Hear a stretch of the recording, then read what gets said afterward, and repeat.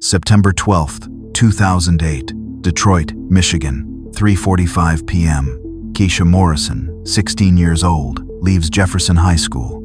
She's walking home. 2 blocks, 10 minutes.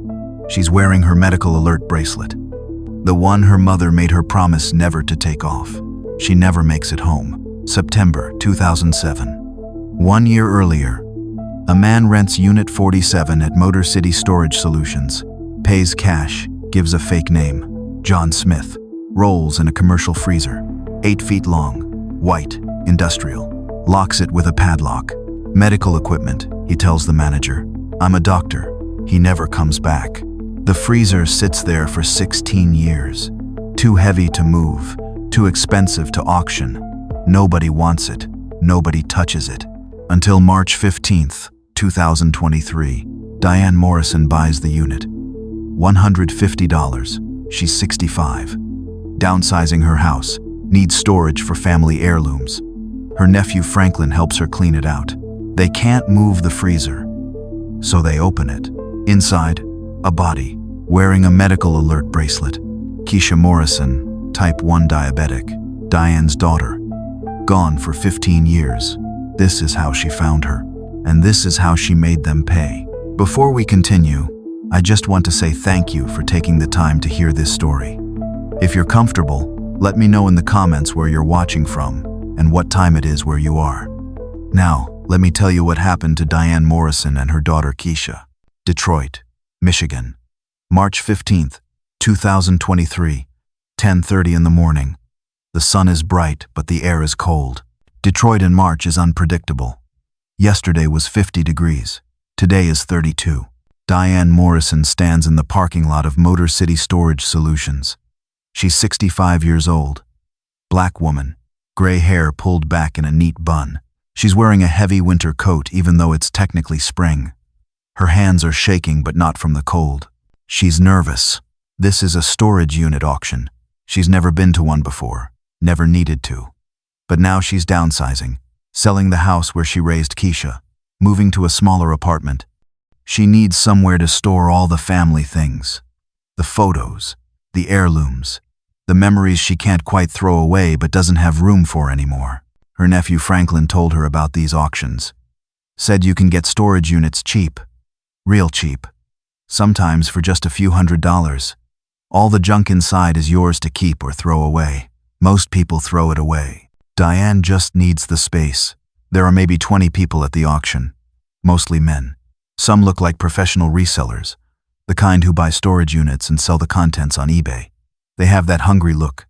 Scanning, calculating. Diane feels out of place. The auctioneer is a white man in his 50s. Loud voice, fast talker. He's standing in front of Unit 47. The door is open. People are peering inside, taking photos with their phones, trying to see what's valuable. All right, folks, this is Unit 47. The auctioneer shouts. His voice echoes off the metal walls. Rented in September 2007. Original renter stopped paying in 2008. But here's the weird part. Someone kept making partial payments for years. Never enough to clear the debt, just enough to keep us from auctioning it. Finally stopped paying this January. 15 years of limbo, folks. Who knows what's in there? Diane moves closer. Looks inside the unit. It's 10 feet by 10 feet. Crammed with stuff, cardboard boxes stacked to the ceiling, some old furniture, a desk, a filing cabinet, and in the back corner, a large chest freezer. Commercial size, the kind you see in restaurants. Now I gotta be honest with you, the auctioneer continues. He gestures at the freezer. That freezer back there?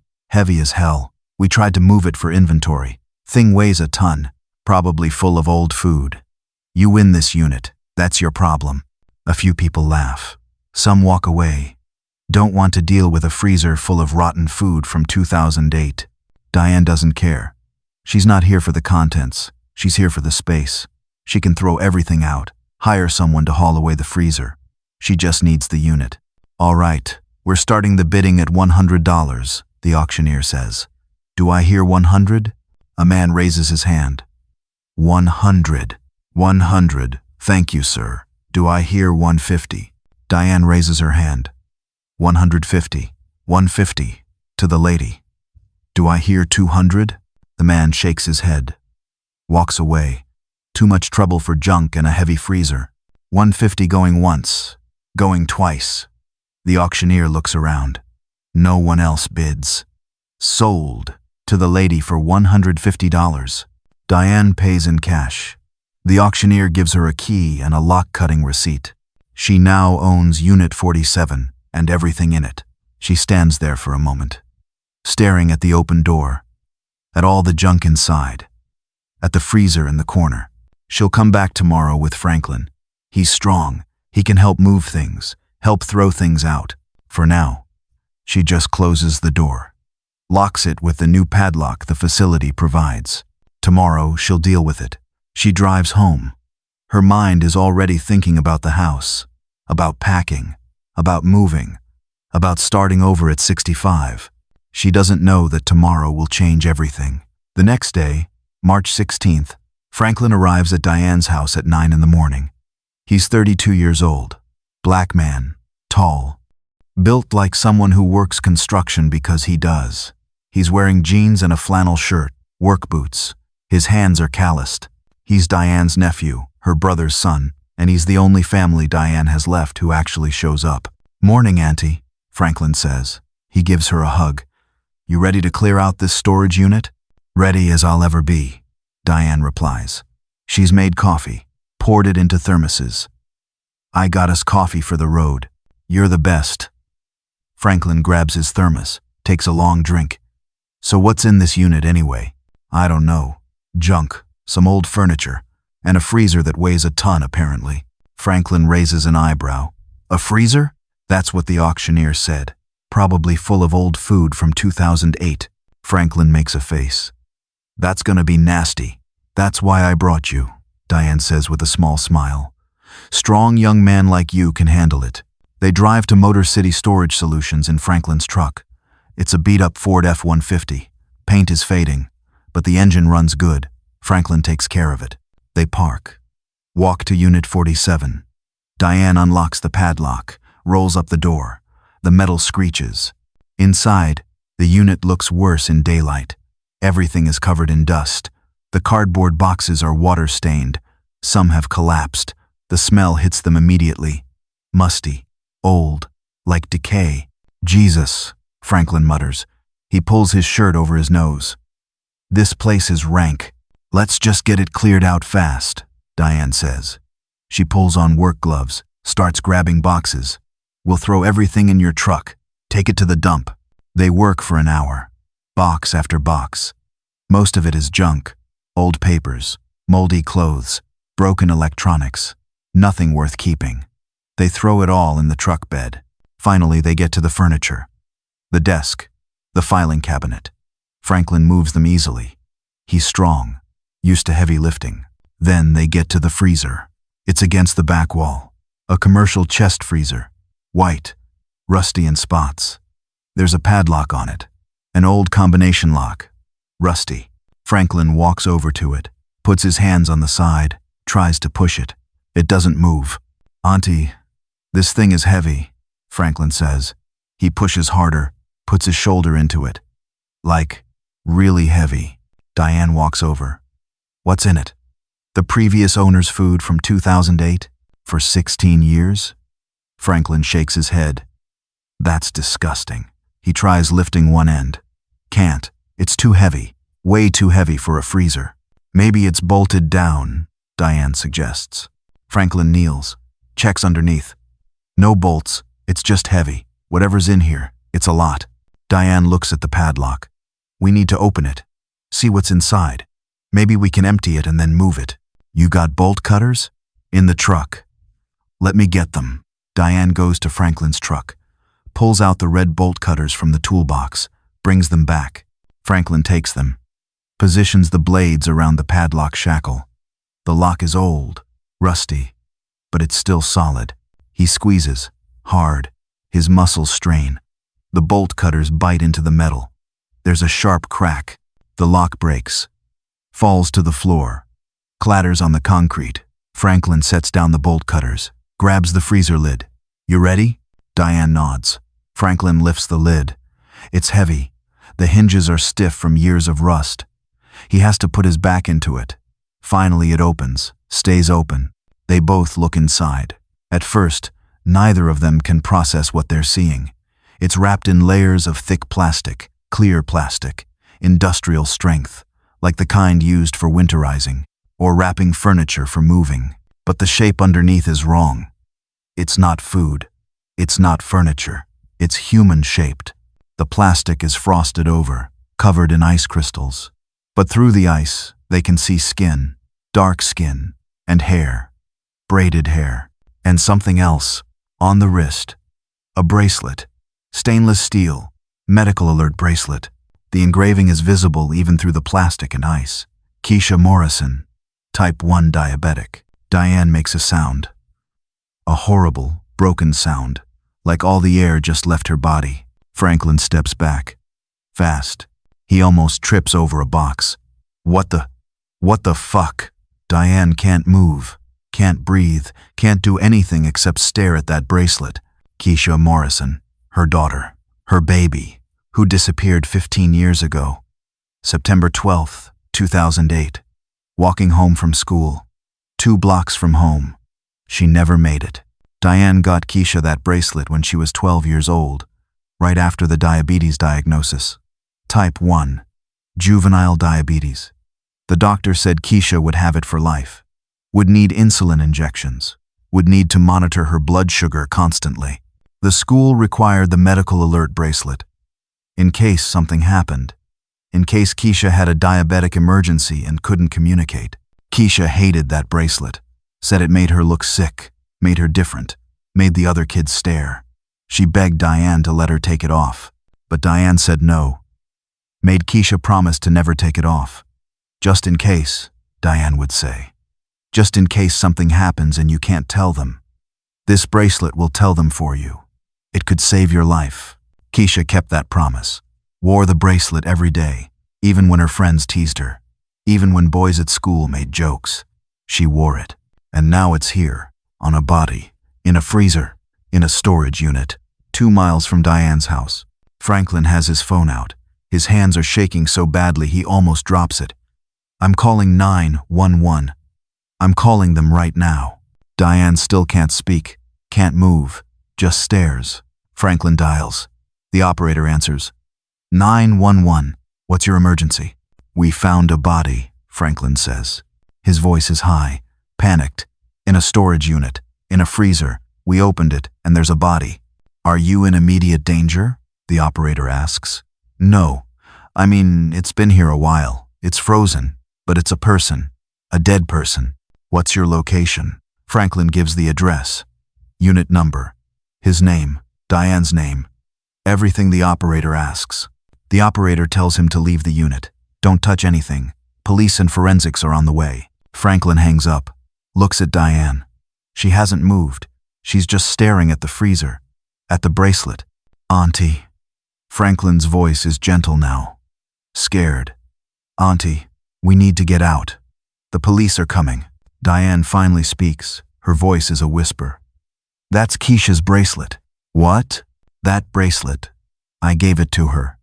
When she was diagnosed with diabetes. She was 12.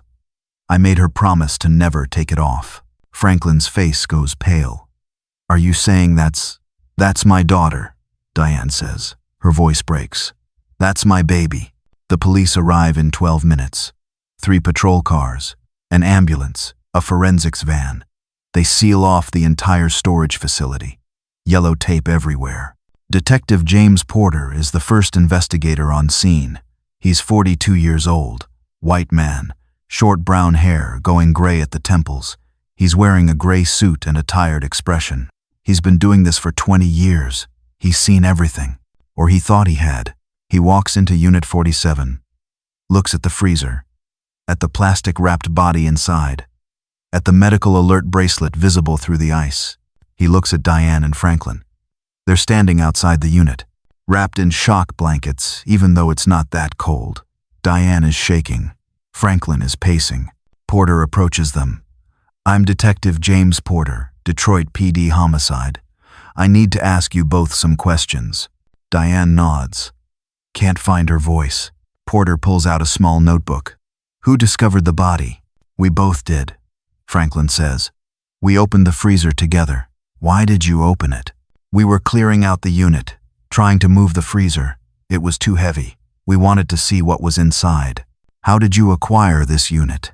My aunt bought it, Franklin says. He gestures to Diane. At an auction yesterday. She needed storage space. Porter writes that down, looks at Diane. Ma'am, is that correct? Diane nods. I need you to speak out loud for the record, Porter says. His voice is professional but not unkind. Yes, Diane manages to say. I bought it yesterday. For $150. I just needed the space. Did you know what was in the unit when you bought it? No, you can't see inside at the auctions. You just bid. Porter makes a note. And you've never been to this storage facility before yesterday? Never. Do you know who rented this unit originally? No, the auctioneer said it was rented in 2007. Payment stopped in 2008, but someone kept making small payments for years, just enough to delay the auction. Porter's pen stops. He looks up. Someone kept paying? That's what the auctioneer said. The payments finally stopped in January. Porter underlines something in his notebook. Makes a note. I'll need to talk to the facility manager. Get those payment records. He looks at the freezer. At the medical alert bracelet. Back to Diane. Ma'am, you were staring at that bracelet for quite a while when we arrived. Do you recognize it? Diane's hands start shaking. Yes. Can you tell me where you recognize it from? Diane closes her eyes, takes a shaky breath. I gave it to my daughter when she was 12 years old, after she was diagnosed with type 1 diabetes. Porter stops writing. Looks up. Your daughter? Keisha Morrison. She disappeared September 12th, 2008. She was 16 years old. The police searched for 6 months. Never found her. Porter's expression changes, from professional detachment to something else, recognition. Horror. Keisha Morrison. I remember that case. I was a beat cop back then. We all looked for her. They said she probably ran away, Diane says.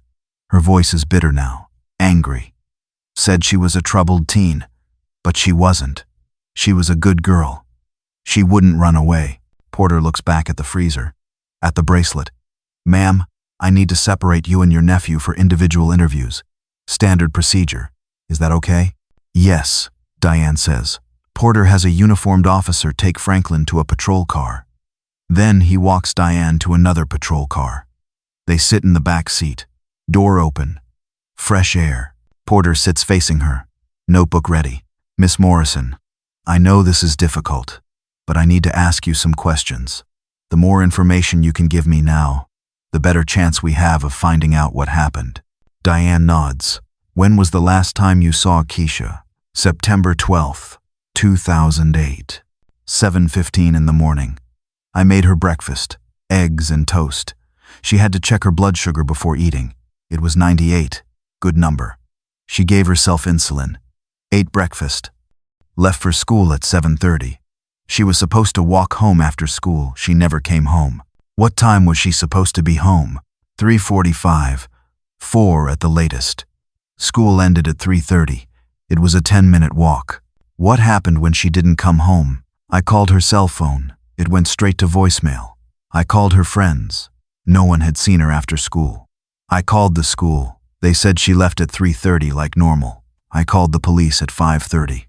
Porter writes all of this down. What did the police do? They took a report, put out a missing person alert, searched the neighborhood, searched the school, searched everywhere. They found her backpack 2 days later, in an alley 3 blocks from our house. Her phone was in it, broken. Her insulin pen was still in the side pocket. And after that, they kept searching for 6 months. Then they said she probably ran away, that teenagers do that sometimes. They told me to wait, that she'd probably come home eventually. But she didn't. No, Diane's voice breaks. She didn't, and I never stopped looking. I hired private investigators. I put up flyers. I did everything. For 15 years. Porter is quiet for a moment.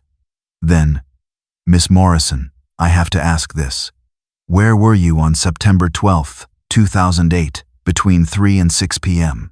Diane looks at him, understands what he's asking. At home, waiting for Keisha, I called her phone at 4:15, 4:30, 5:30. Then I called the police. Can anyone verify that? My neighbor, Mrs. Chen. She saw me on my porch at 4:30. I was crying, panicking. She came over to ask what was wrong. Is Mrs. Chen still your neighbor? No, she moved in 2012. But I can give you her number. Porter nods, makes a note. One more question. Did you know the original renter of this storage unit? No. Did Keisha know anyone who worked at this facility? I don't know. I don't think so. Porter closes his notebook. Okay. Thank you. We're going to need to verify the identity of the remains. We'll need a DNA sample from you. Is that all right? Yes. Whatever you need. Porter calls over a forensics technician. The tech swabs the inside of Diane's cheek, seals the swab in a sterile container, labels it. It'll take about 72 hours for the DNA results, Porter says. In the meantime, don't leave town. I'll have more questions once we process the scene. Diane nods. She feels numb, empty, like she's floating outside her body. Franklin is released from his interview. He comes over to Diane, puts his arm around her shoulders. You okay, Auntie? He asks quietly. No, Diane says. But I will be, once I know for sure. It's her, isn't it? Yes, I know it is. They stand there watching the forensics team work, watching them photograph the freezer, the body, the bracelet, watching them carefully lift the plastic-wrapped bundle, watching them place it in a body bag, watching them take her away. Diane watches her daughter leave for the second time, and this time, she knows Keisha's not coming back. Porter doesn't waste time. While Diane and Franklin are still giving statements, he drives to Motor City Storage Solutions, talks to the facility manager, a tired-looking white man in his 50s named Gerald. I need everything you have on Unit 47, Porter says, shows his badge. Gerald looks nervous. Is this about the body? Yes. How long have you worked here? 12 years. Since 2011. Who was here before you? My uncle. He owned the place. Died in 2010. I took over. Porter pulls out his notebook. The unit was rented in September 2007. Payments stopped in September 2008, but it wasn't auctioned until 2023. Why? Gerald shifts uncomfortably, goes to his computer, pulls up old records. Someone kept calling, said he was the renter's brother, said he'd pay eventually, would send money orders. Never enough to clear the debt, but enough to keep us from auctioning. For 15 years? Yeah, my uncle he was soft, kept giving people chances. When I took over, I kept the same policy. Figured the guy would eventually pay in full or stop. He stopped in January this year, so we auctioned it in March. Porter leans forward. Did this person ever give a name? No, just said he was handling his brother's affairs. I need copies of all payment records, all phone logs, everything. Gerald nods, starts printing. This is gonna take a while. An hour later, Porter sits in his car going through the records. 47 payments over 15 years, all money orders. Amounts ranging from $50 to $150. Always different locations where they were purchased. He traces the phone number from the call logs. Burner phone. Purchased September 2008. Used only to call Motor City Storage Solutions. Deactivated January 2023. Porter maps out the money order purchase locations. Most are scattered around Detroit, but 3 were purchased at the same check cashing place, on Industrial Avenue. He cross-references the address. The check cashing place is right next to an abandoned building, a building that used to be Detroit Health Solutions. Porter makes a note. Someone connected to that clinic spent 15 years and roughly $12,000 keeping that freezer hidden. The question is, who?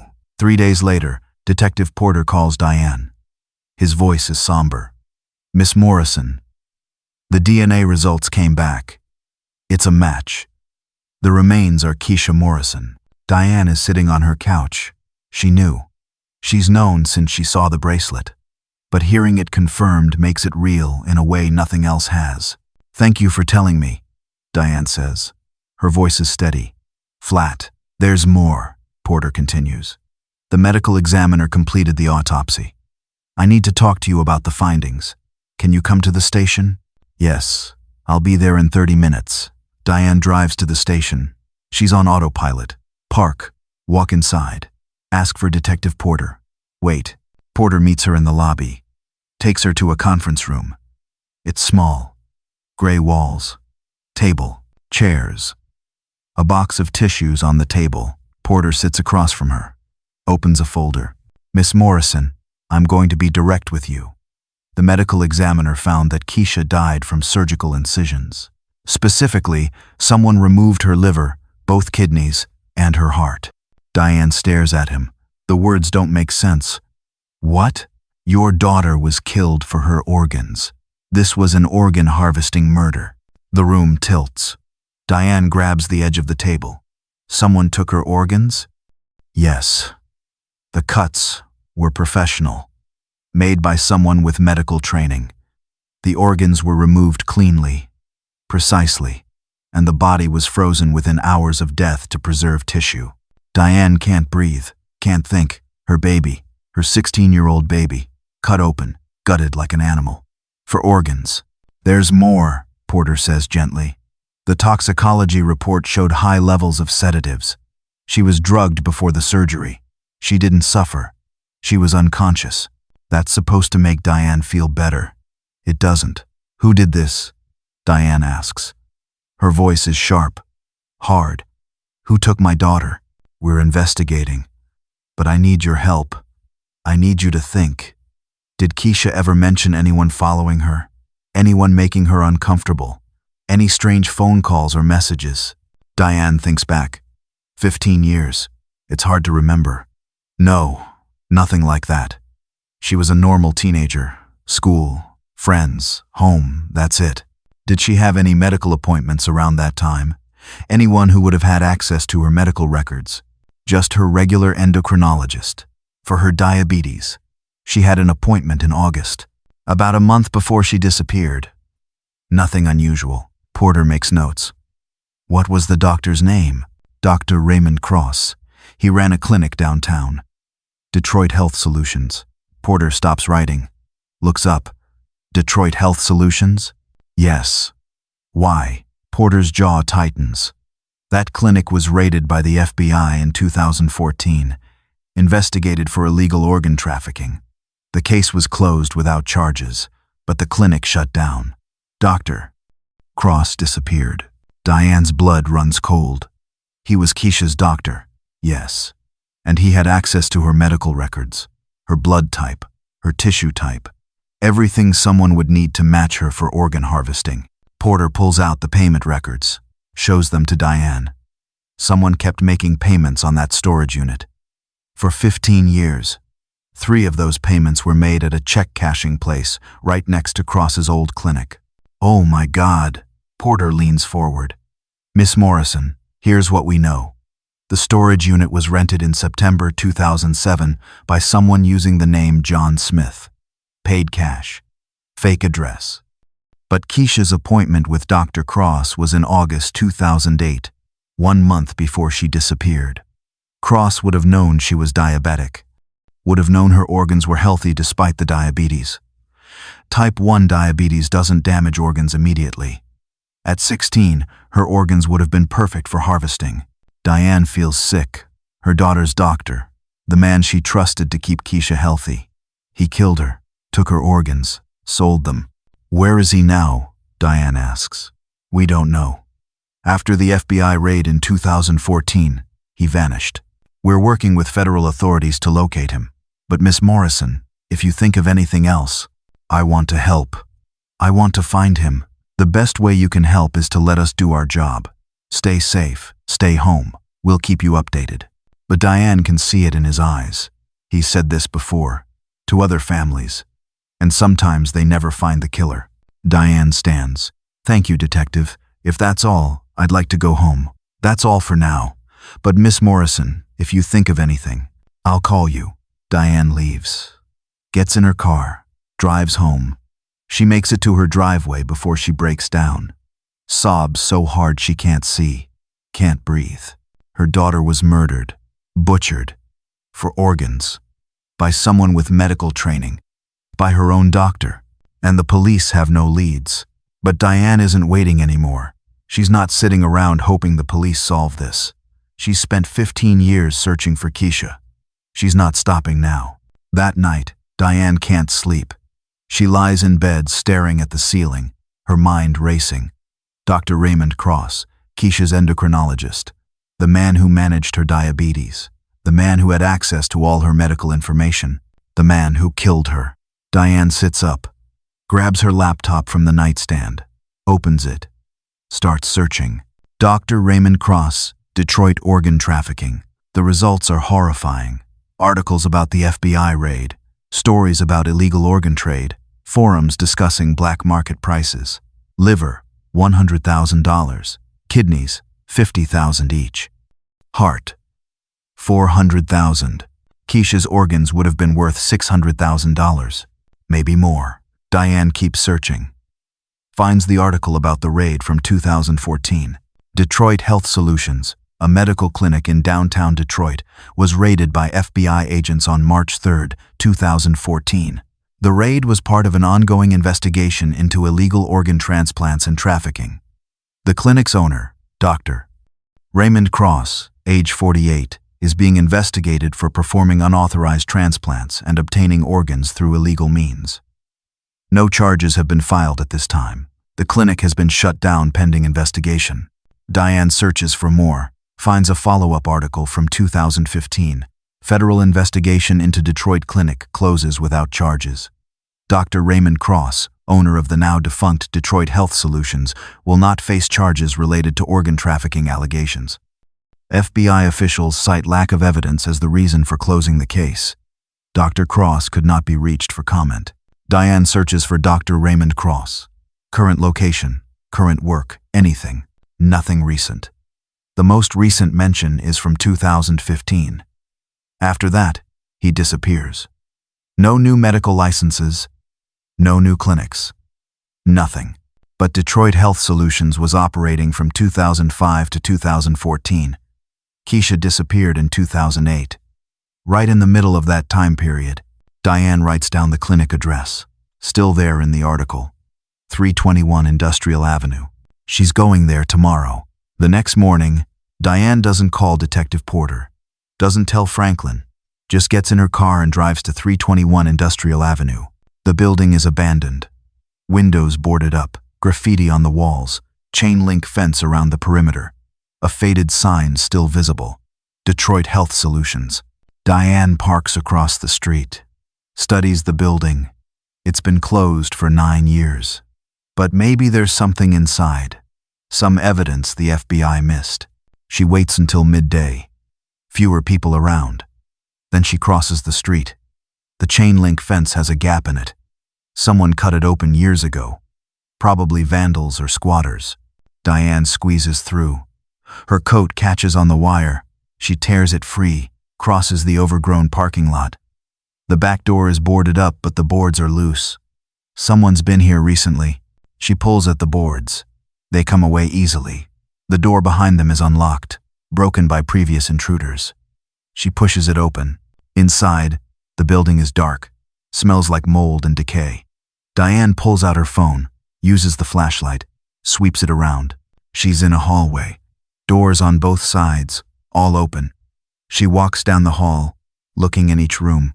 Examination rooms. Stripped bare, just empty spaces with marks on the walls where equipment used to be. An office. Desk still there. Broken chair. Filing cabinets. The drawers are open. Empty. Diane keeps walking. Gets to a larger room at the end of the hall. This was an operating room. She can tell from the fixtures on the ceiling. The drains in the floor. Her daughter died here. She knows it. Diane's hands are shaking. She walks around the room, looking for anything, any evidence. There's a trash bin in the corner.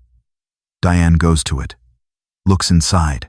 It's mostly empty, but there are some papers at the bottom, yellowed with age, water damaged, but readable.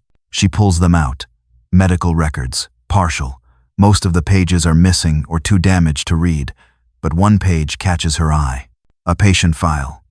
The top is torn off. No name visible. But there's a date. September 12, 2008.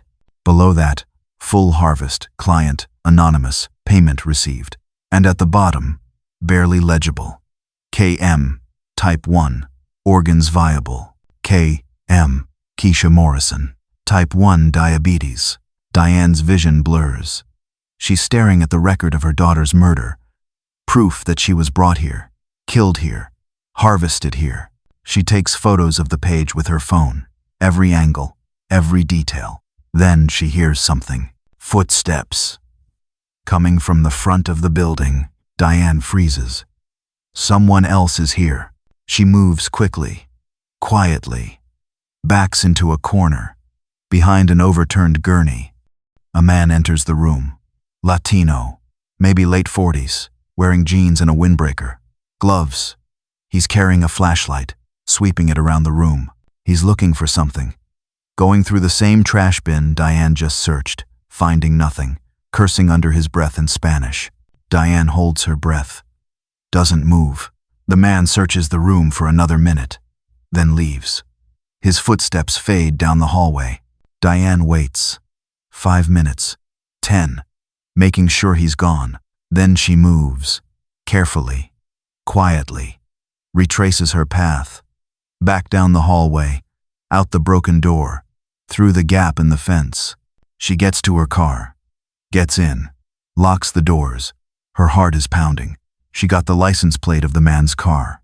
A black Honda Accord parked near the building. She took a photo of it with her phone while he was inside. Now she needs to figure out who he is and why he was at that clinic. Diane drives home. Once she's inside, she calls Detective Porter. Detective, it's Diane Morrison. I need to talk to you. What's going on? Porter sounds concerned. I found something about Keisha's case. I went to the old clinic, Detroit Health Solutions, and I found medical records. There's a long pause. You went to the clinic? By yourself? Yes, and there was someone else there, a man, searching for something. I got his license plate. Porter's voice gets hard. Miss Morrison, you cannot investigate this yourself. You could contaminate evidence or get yourself hurt. I'm already hurt, Detective. My daughter was murdered by her own doctor, and I found proof, a medical record from September 12th, 2008. It says KM, type 1, organs viable, full harvest, payment received. Another pause. Do you still have the record? I took photos. I can send them to you. Send them now. And give me that license plate. Then stay home. Do not go anywhere else. Do you understand? Yes. Diane sends the photos, sends the license plate number. Then she sits on her couch and waits.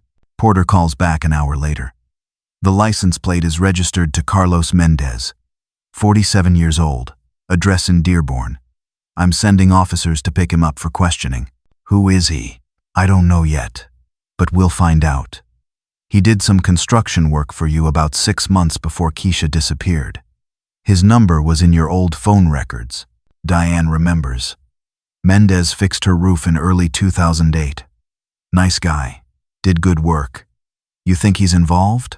I think it's suspicious that he's at that clinic destroying evidence. We'll know more after we question him. Can I come to the station?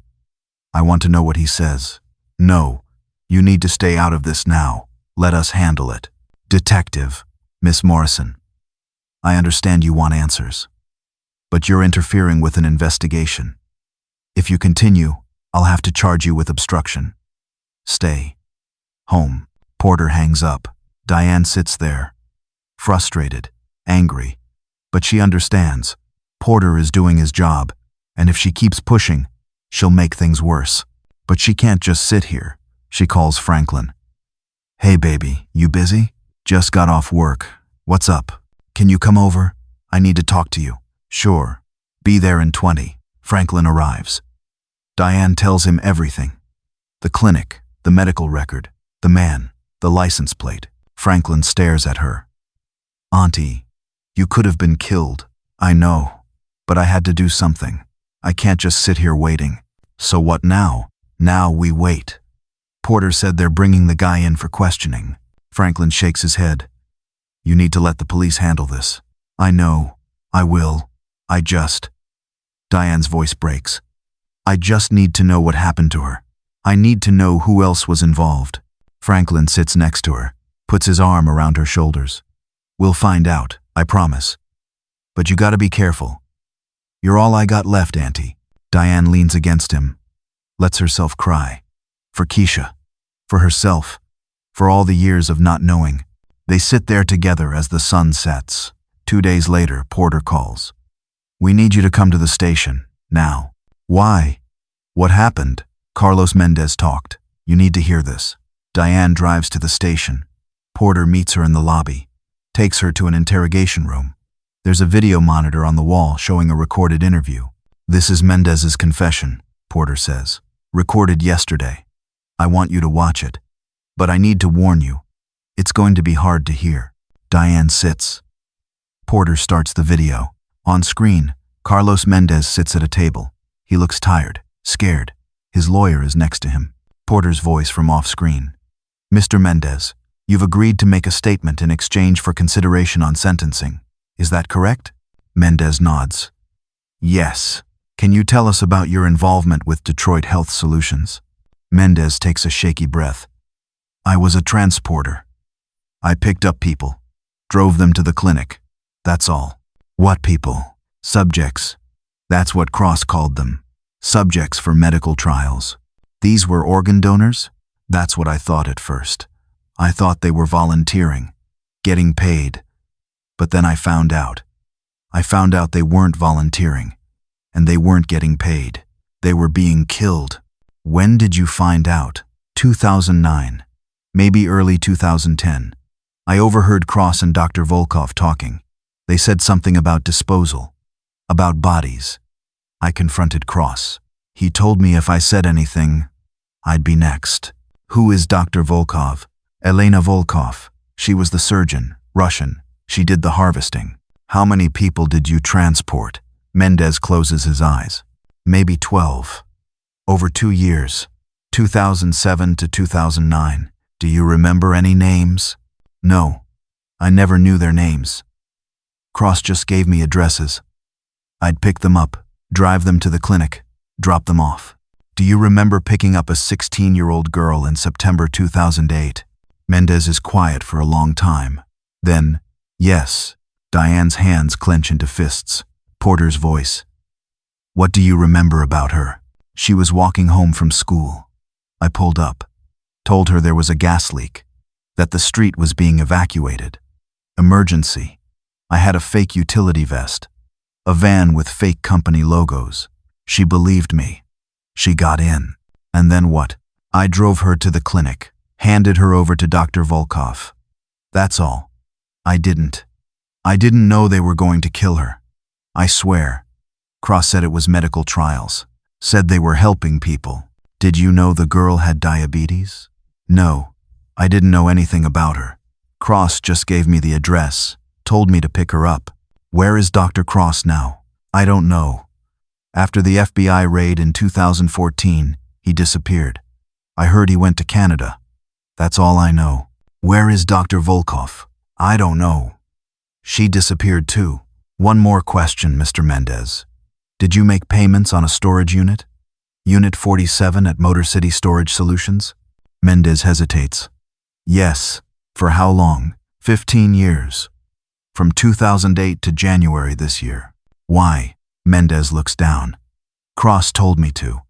After the FBI started investigating, he said we needed insurance. The bodies were stored in that unit. He said if anyone found them, we'd all go to prison.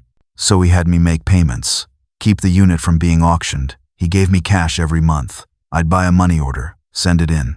Why did you stop in January? Cross stopped sending money. I couldn't afford it anymore. I have my own family to take care of. The video ends. Porter stops the playback. Diane is shaking. She's staring at the blank screen. That man picked up her daughter, lied to her, delivered her to be murdered, and then kept her hidden for 15 years. "Are you okay?" Porter asks. "No," Diane says. Her voice is cold, hard. "Where is he now?" "In custody. He's being charged as an accessory to 12 counts of first-degree murder." "Good. I hope he rots." Porter sits across from her. "There's more. Mendez gave us names. Dr. Raymond Cross and Dr. Elena Volkov. We're working with federal authorities to locate them. Cross may be in Canada. Volkov's whereabouts are unknown. What can I do?" "Nothing. Stay home. Stay safe. We'll keep you updated." "Detective, with all due respect, I'm not sitting at home while my daughter's killers are out there." "Miss Morrison, I'll stay out of your way. But I'm not stopping." Porter sighs, runs his hand over his face. He looks tired. "If you get yourself killed, I'm going to be really annoyed. I'll take my chances." Diane leaves the station. She knows she should listen to Porter, should stay home. But she can't. Not when she's this close. She drives to Carlos Mendez's house, the address Porter mentioned during the interview. She doesn't know what she's looking for. Maybe nothing. Maybe everything. The house is small, run down, in a rough neighborhood. She parks across the street, just sits there, watching. After an hour, a car pulls up. A woman gets out, white, early 40s, short blonde hair, cold expression. She looks around, then walks up to Mendez's front door. She tries the handle, locked. She pulls out a tool, picks the lock, goes inside. Diane's heart starts racing. Who is this woman? 5 minutes later, the woman comes out. She's holding something, a file folder. She gets back in her car. Diane makes a split-second decision. She sends Franklin a text with the address and "Need you here as soon as possible," then follows the car. They drive for 20 minutes. Out of Detroit, into a nicer neighborhood. The car pulls into a driveway. Small house, neat lawn. The woman gets out, goes inside. Diane parks down the street, takes a photo of the house, the car, the license plate. Then her phone rings. Unknown number. She almost doesn't answer. But something makes her. "Hello? Miss Morrison?" A woman's voice, cold, accented, Russian. Diane's blood runs cold. "Who is this?" "Someone who knows what you're doing. You followed me today. That was unwise. How did you get this number?" "Mr. Mendez had your number in his phone. From the construction work he did for you years ago. Very convenient." "What do you want?" Diane asks. "To give you warning. Stop investigating. Let police handle this, or you end up like your daughter. You killed Keisha. I harvested her. There is difference." Diane's hand tightens on the phone. "Where are you?" "Close enough. Now listen carefully, Miss Morrison. You have 24 hours to stop. If you don't, I come for you. And this time, organs won't be worth saving. You're too old, but I can still make you suffer." "Where is Dr. Cross?" There's a pause. Then Volkov laughs. It's a cold sound. "You want Cross? He's in Windsor, Canada. Riverside Medical Center. Calls himself Dr. Robert Chambers now. But you won't catch him. He's too smart." "Why are you telling me this?" "Because Cross will throw me under bus if he's caught. I'm giving him to you first. Self-preservation, Miss Morrison. Now stop following me, or next time we meet, you'll be on my table." The line goes dead. Diane sits there, shaking. That was Dr. Volkov, the woman who killed Keisha, the woman who cut out her organs. And she just threatened Diane. Diane should call Porter, should tell him everything. But if she does, he'll put her in protective custody, keep her away from the investigation. And Diane can't let that happen, not when she's this close. She looks at the house, at the car in the driveway. Volkov is here, right here, less than 100 feet away. Diane makes a decision. She's not running. She's not hiding. She gets out of her car, reaches into her purse, pulls out the small canister of pepper spray she always carries. She's 65 years old, living alone in Detroit. Of course she has pepper spray. She walks toward the house. Her heart is pounding. Her hands are shaking. But she doesn't stop. She gets to the front door, reaches for the handle. Before she can turn it, the door opens. Dr. Elena Volkov stands there. White woman, mid-40s. Short blonde hair, cold blue eyes. She's wearing black jeans and a sweater, and she's holding a gun. Miss Morrison, Volkov says. Her Russian accent is thick. I told you to stay away. Diane doesn't move. Her hand is still in her purse, on the pepper spray, but she doesn't pull it out yet. I want to know why, Diane says. Her voice is steady despite the terror coursing through her. Why my daughter? She was just a kid walking home from school. Volkov sighs. Like Diane is being tedious. Wrong place, wrong time. Mendez was supposed to target runaways, homeless children, people no one would look for. Your daughter was mistake. A mistake, Diane repeats. Her voice is flat. Yes. Unfortunately, by time we realized Mendez had taken wrong girl, it was too late. She'd seen clinic, seen our faces. We couldn't let her go. So you killed her. I harvested her organs. She helped save 3 lives. Her liver went to businessman in Chicago, her kidneys to teacher in Cleveland, her heart to young mother in Toronto. She did more good in death than she would have in life. You should be proud. Diane's rage explodes. But she forces herself to stay calm, stay focused. Where's Cross now? Diane asks. Volkov smiles. It doesn't reach her eyes. I already told you, Windsor. But you're not going to make it there. Volkov raises the gun, points it at Diane's chest. Diane's hand moves fast, pulls the pepper spray from her purse, aims, sprays. The stream hits Volkov directly in the face. Volkov screams, drops the gun, claws at her eyes. You bitch! Diane runs. Back down the driveway, toward the street. Behind her, Volkov is screaming, cursing in Russian and English. Diane hears the gun. A shot rings out. The bullet hits the mailbox next to Diane. Metal clangs. Diane keeps running, reaches the street, pounds on the nearest neighbor's door. Call NINEONEONE woman with a gun. The door opens. An elderly black man stares at her. What? Call the police, now. Another shot. This one hits the neighbor's porch railing. Wood splinters. The man pulls Diane inside, slams the door, locks it, grabs his phone, dials 911. Through the window, Diane sees Volkov stumbling out of the house, still holding the gun, still blind from the pepper spray, waving it around wildly, shooting randomly. Then Diane hears a truck engine, tires squealing. Franklin's truck screeches to a stop in front of Volkov's house. Franklin jumps out. Get away from my aunt. Volkov turns toward his voice, raises the gun, fires blind. The bullet goes wide, hits a tree. Franklin tackles her from behind. They both hit the ground hard. The gun skitters across the driveway. Franklin pins Volkov down. She's screaming, thrashing, still blinded, clawing at his arms. Stay down, Franklin yells. Stay down. Sirens. Getting louder. Police cars screech to a stop. Officers pour out, guns drawn. Police, don't move. Franklin holds his hands up. She has a gun. It's over there. He points to where the gun slid. Officers swarm. One kicks the gun away. 2 more pull Franklin off Volkov. Another officer cuffs Volkov, hauls her to her feet. Detective Porter's car pulls up. He gets out, sees Diane in the neighbor's doorway, sees Franklin, sees Volkov in handcuffs. Porter walks over to Diane. His face is a mixture of anger and relief. I told you to stay home. I know, Diane says. But she called me, threatened me. I followed her here. So you just confronted a murderer, alone, with pepper spray? I texted Franklin. He came.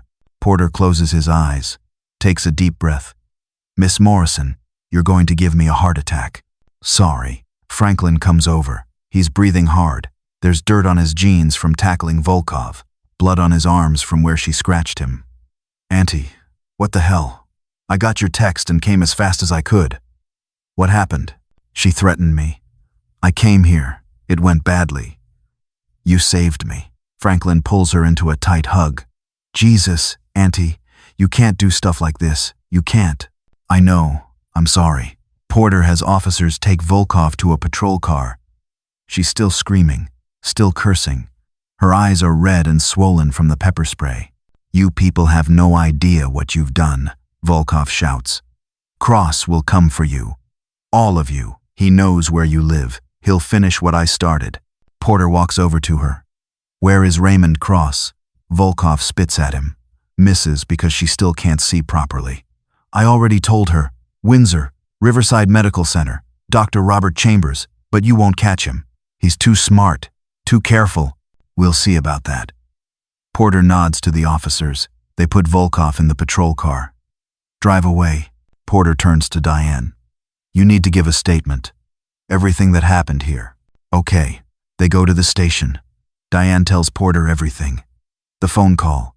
Following Volkov. The confrontation. The pepper spray. Franklin arriving. The shooting. Porter records it all.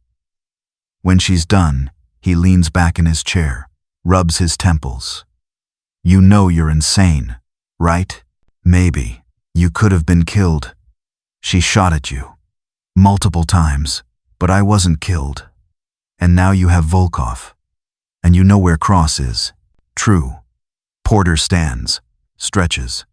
I'm contacting Canadian authorities about Cross right now. If Volkov's telling the truth, we'll have him in custody within 48 hours. What happens to Volkov? She's being charged with 12 counts of first-degree murder. She'll go to trial, and she'll spend the rest of her life in prison. Good. Diane leaves the station with Franklin. They sit in his truck for a moment, neither speaking.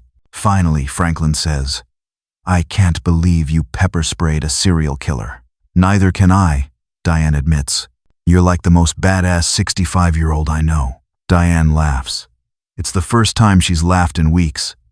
I'm the only 65-year-old you know. Still counts. They drive to Diane's house.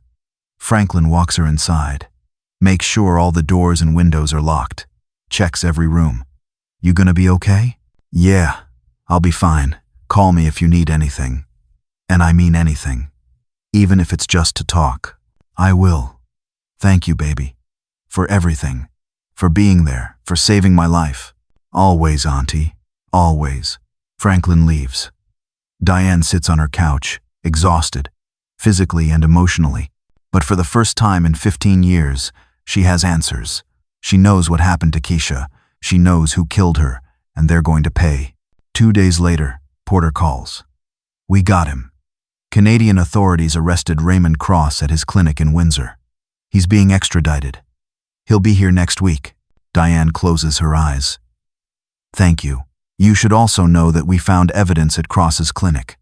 Records, names, 12 victims total, including Keisha. He kept everything. Photos, medical files, client information, transaction records. Why would he keep that? Arrogance. Or insurance. Probably both. He thought he was untouchable. Thought if anyone came after him, he could threaten to expose his clients. Powerful people. Rich people. People who paid for illegal organs. Will they be prosecuted? The FBI is handling that side of it. But yes, everyone involved is going down. Diane feels something shift inside her. Relief, justice, peace. Thank you, detective, for everything. You did most of the work, Miss Morrison.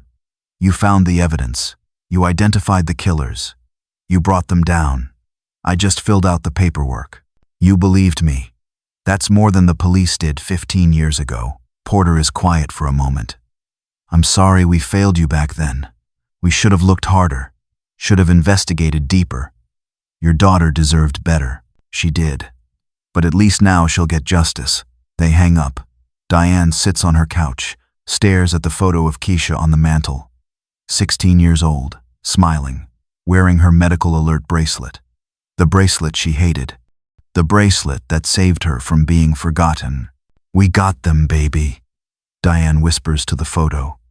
We got them all. The trial happens 6 months later. The prosecution brings all 3 defendants to court. Carlos Mendez, Elena Volkov, Raymond Cross.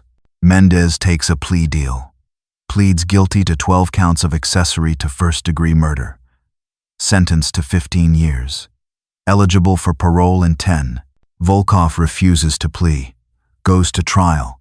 The evidence is overwhelming. Medical records, DNA, Mendez's testimony.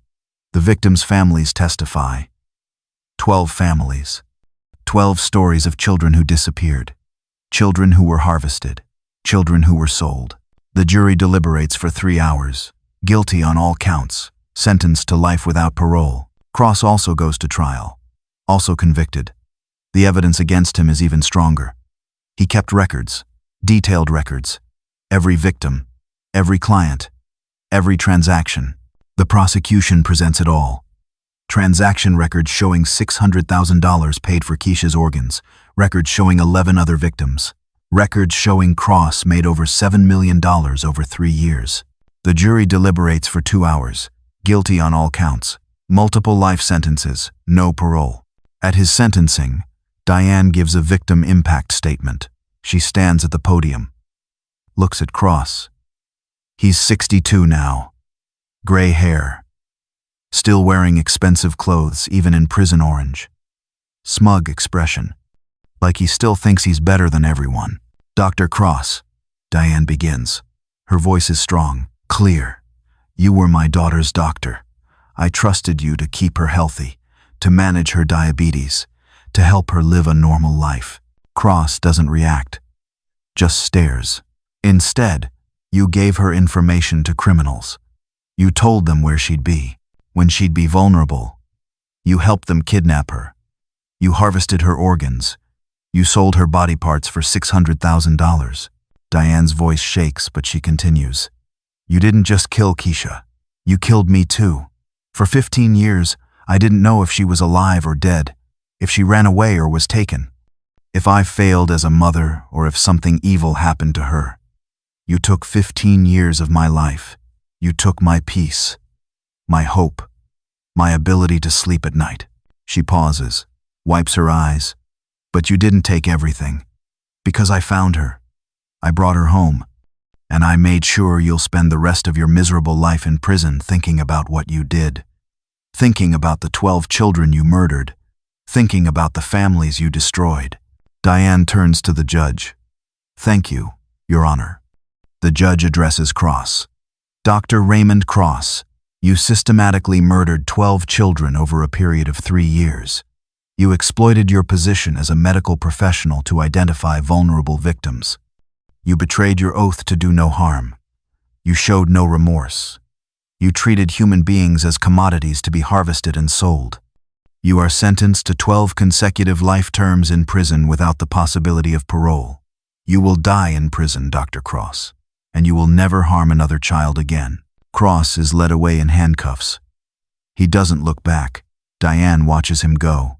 It's over. Finally over. 2 weeks later, they bury Keisha. It's a small ceremony. Just family. Diane, Franklin, some cousins. A few of Keisha's old friends from high school who still live in Detroit. Keisha's old diabetes support group. People who knew her. Who loved her. The coffin is white. There are flowers everywhere. Purple roses, Keisha's favorite color. Diane places the medical alert bracelet in the coffin before they close it. The bracelet Keisha wore every day. The bracelet that helped identify her 15 years later. The bracelet that kept its promise. The headstone is simple. Black granite, white lettering. Keisha Morrison, 1992 to 2008, beloved daughter gone too soon but never forgotten, finally home. The pastor says a few words. About loss, about grief, about finding peace, about Keisha being in a better place now, about God's plan, about faith. Then Diane speaks. Keisha was my baby, my only child. She was smart, funny, kind. She wanted to be a teacher. She wanted to help children learn. She wanted to make the world better. Diane's voice shakes. She never got that chance. Someone took it from her. Someone she trusted. Someone who was supposed to keep her safe. For 15 years, I didn't know where she was. I searched everywhere. I never gave up. And when I found her, I made sure the people who did this paid. I made sure they'll never hurt another family. I made sure Keisha's death meant something. Keisha, baby, you're home now. You're safe. And I promise I'll never let anyone forget you. The bracelet you hated? The one you wore every single day? That bracelet brought you home. That bracelet gave you justice. I love you. I'll always love you. They lower the coffin. Everyone throws flowers, purple roses, one by one. Diane throws the last rose, watches it land on the coffin, watches them cover it with earth. She stands there long after everyone else leaves. Just her and Franklin, standing by the fresh grave. "You did good, Auntie," Franklin says quietly. "You brought her home. I wish I'd found her sooner. You found her when you were meant to, and you got justice. That's what matters." Diane nods. She knows he's right. But it doesn't stop the pain, the guilt, the what-ifs. "Come on," Franklin says gently. "Let's go home." They walk back to the car together. Leave the cemetery. The headstone stands alone, marking the place where Keisha Morrison finally rests. 1 month later, Diane returns to the storage unit. Unit 47. She kept it, cleaned it out, turned it into something else. The freezer is gone, donated to a charity. Diane couldn't stand to look at it, but the unit is still hers. And now it's full of boxes, family heirlooms, photos, things she'll give to her nieces and nephews, things she wants them to remember. Franklin helps her organize. They spend the afternoon sorting through memories, laughing at old photos, crying at others. When they're done, they lock the unit, walk back to Franklin's truck. "You gonna be okay?" Franklin asks. "Yeah," Diane says. "I think I will be." "Good. Because you're the toughest person I know." "I don't feel tough." "You are. You found Keisha. You caught her killers. You survived. That's tough." Diane looks back at the storage facility. Unit 47, the place where everything changed. "I'll never forget opening that freezer," she says quietly. "Seeing that bracelet. Knowing it was her. I know, but I'm glad we did. I'm glad we found her. Even if it hurts." "Me too, Auntie. Me too." They get in the truck, drive away. The storage facility gets smaller in the rearview mirror, then disappears around a corner. But Diane doesn't look back. She's looking forward now, to whatever comes next. Because she has closure. She has answers. She has justice. And she has Keisha back. Not the way she wanted, but back. That's enough. That has to be enough. Dr. Raymond Cross and Dr. Elena Volkov are serving multiple life sentences without the possibility of parole at separate federal facilities. They will never be eligible for release. Both are in solitary confinement for their own protection. Carlos Mendez is serving 15 years and will be eligible for parole in 2033. He has expressed remorse and cooperates with ongoing investigations into organ trafficking networks. The organ trafficking ring was responsible for 12 murders between 2007 and 2009. All 12 victims have been identified and returned to their families for proper burial. The FBI investigation into Cross's client records led to 17 arrests of individuals who purchased illegal organs. Prosecutions are ongoing. Keisha Morrison's case led to new federal legislation requiring DNA testing of all human remains found in storage facilities, abandoned properties, and foreclosed homes. The legislation also mandates national database cross-referencing for all unidentified remains. The law is known as Keisha's Law. Diane Morrison founded the Keisha Morrison Foundation in 2024. The foundation advocates for missing children, provides support to families of trafficking victims, and funds research into organ trafficking prevention. The foundation has helped locate 7 missing children in its first year. Unit 47 at Motor City Storage Solutions was donated to the Keisha Morrison Foundation. It now serves as a secure storage space for the foundation's records and resources. Diane visits Keisha's grave every Sunday. She brings fresh flowers, purple roses, Keisha's favorite. She keeps Keisha's medical alert bracelet on her nightstand, looks at it every morning, a reminder that even in death, it kept its promise. It identified Keisha when nothing else could. It brought her daughter home, because some things you never let go of, some things you carry forever. The end.